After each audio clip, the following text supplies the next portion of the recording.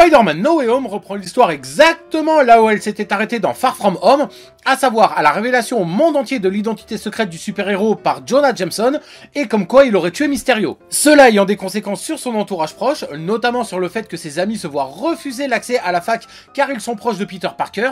Ce dernier décide alors de demander à Doctor Strange de lancer un sort d'amnésie sur le monde entier. Sauf que ça ne se passe pas vraiment comme cela aurait dû, en partie, non pardon, totalement par la faute de Peter.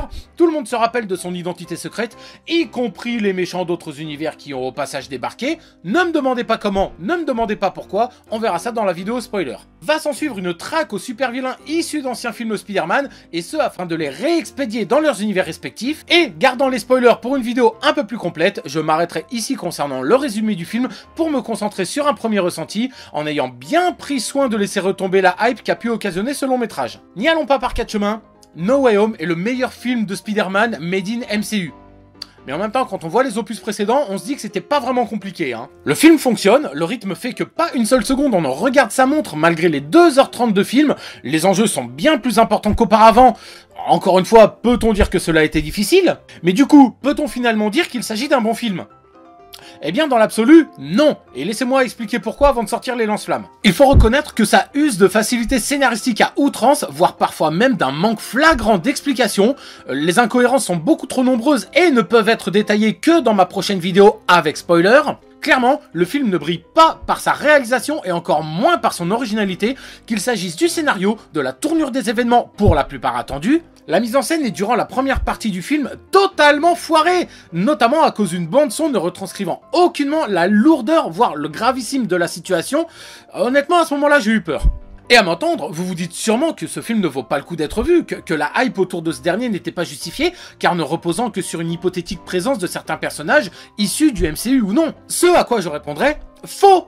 Car en dépit de tous les défauts énoncés, le film a des qualités, notamment apportées par ce côté nostalgie qui, n'en déplaise à certains, fonctionne. Ne nous mentons pas, cela est une grosse facilité pour attirer un public qui commençait sans doute déjà à douter de la légitimité de faire des films solo consacrés aux tisseurs de toile. Mais c'est une facilité satisfaisante sur bien des points. Pas sur tous les points, uniquement sur certains quand on voit à quel point certains ennemis faisant leur comeback sont à peine survolés et ne font office que de fanservice destinés à remplir le cahier des charges. Peut-être pour enfin se focaliser sur un Peter Parker qui prend de l'ampleur, qui prend la mesure de ses actes et dont cette aventure va laisser de réelles répercussions et conséquences dans sa vie, qu'elle soit civile ou super-héroïque. Sur le papier, oui, Spider-Man No Way Home est alléchant et plein de promesses. Des promesses tenues en partie car survolées, voire uniquement implémentées à la va-vite, histoire de contenter les fans en leur donnant ce qu'ils réclament, du bon gros fanservice assumé mais présent. Au détriment de raconter quelque chose de neuf, de faire quelque chose d'intéressant avec le script de base, pour au final ne proposer qu'un film jouant l'ascenseur émotionnel de manière maladroite,